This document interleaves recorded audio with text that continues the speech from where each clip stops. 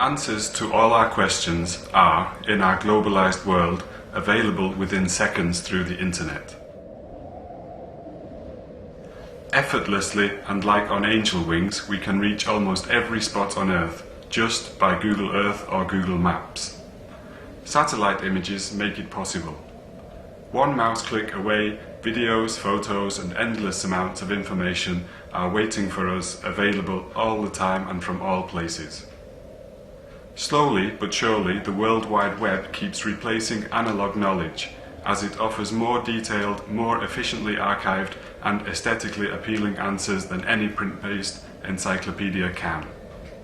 So we surf through the digital universe, thinking ourselves to be liberal-minded and well-informed about all the important global issues, the return of religions, for example. In the past, the Church had a monopoly on information. They were the institutions that gave the only valid answers. Today, the Internet has this monopoly and thus the decision power over the right to exist. Nowadays, only what appears on Google seems to be really serious and credulous. Even the global management owes its triumph to the Internet. Something like the omnisignificant and omnipresent economy could only emerge by means of the Internet. The global management promises us salvation of humanity and gives us new answers to old questions. Thus, economy has took over the world reign of religion by adopting its colonial philosophy. Now is come salvation and strength. With these words proclaim Christianity the reign of Christ. The same words proclaim today the promise and the power of the globalized economy. This simple message has the entire planet in its grip.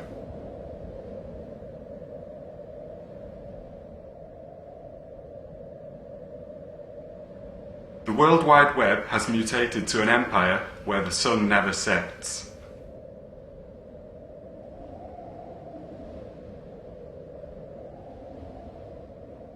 The last bell has not chimed for religions yet. They have revived themselves and are making leeway. Islam was the first to start a comeback. Judaism and Christianity followed suit. Islam made the first move by sending out a declaration of war against the global players, the unbelievers. The other two used this situation to show themselves in a more favourable light, in contrast to such extremist tactics. Buddhism, laid back, a gentle smile on its face, is still waiting for the others to discredit each other in order to take all the disappointed on board. The return of religion, as it is talked of, can be seen in the way it is using the digital and visual media as well as its spreading into public areas. Thus, religion has left its old, analog, inefficient and therefore slipped off into the private position and now has gone into the offensive. The representatives of contemporary religious groups use pictures, etc. that are, thanks to mass media, available almost instantly all around the world. However, it is not the first mass medium that has been used by religions. Luther translated the Bible from Old Greek into German by means of book print, at the time a revolutionary new mass media, in order to give truthful religion access to the homes of true believers. The new mass medium of today, the Internet, brought with it a translation into HTML language, and through the Internet, the religions are creeping their way into the homes, trying now to move the people back to religion. The status quo of today is, we have a theosophical religion and an aesthetic one struggling for the world monopoly. The product of this is a human being with a split personality. On the one hand, we would like to benefit on modern economy, to leapfrog our way to success and to have a full bank account. We use matter-of-fact science and technology and believe strongly in progress. On the other hand, we want to live forever. We are not as self-confident and independent as we pretend to be. We get married in religious ceremony, we let our children undergo an initiation ceremony, such as baptism or circumcision, and in the end, we let ourselves be buried in a religious funeral ceremony. At the same time, we call ourselves non-practicing believers. query would like to provoke a controversy about this cleavage of modern society. With this project, we are trying to examine the subject in a cubistic manner, that is, to see all sides, shades and shadows. To that purpose, Google Maps will be taken from the virtual into real space. Big balloons, shaped like Google marks, floating above two churches in Munich, St. Anna and St. Lukas, visible day and night with question marks on them, querying the churches below, such as, what is concealed behind the religions? Where are they positioned in our lives?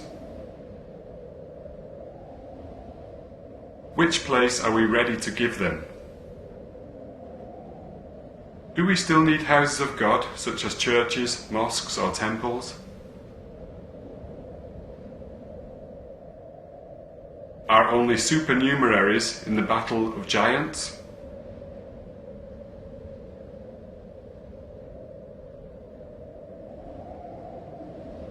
Didn't the presidential elections in Iran prove that the internet, with its state of secularism, can be used as a resistance too?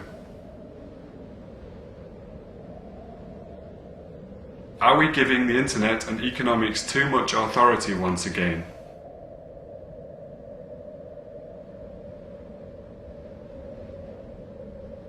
And what role does atheism play in our society, bringing with it a naturalistic worldview, or agnosticism with its secular evolutionary humanistic ethics?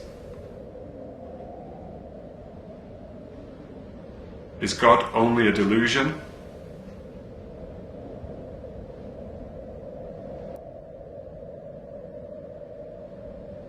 We will never be able to prove that something does not exist, but there are many things, such as unicorns, fairies or goblins, we don't believe in, though we cannot prove they don't exist.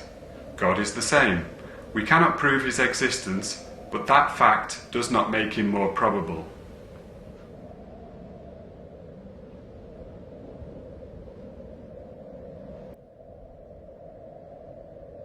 This platform was created to enable answering these and further questions by people all over the world.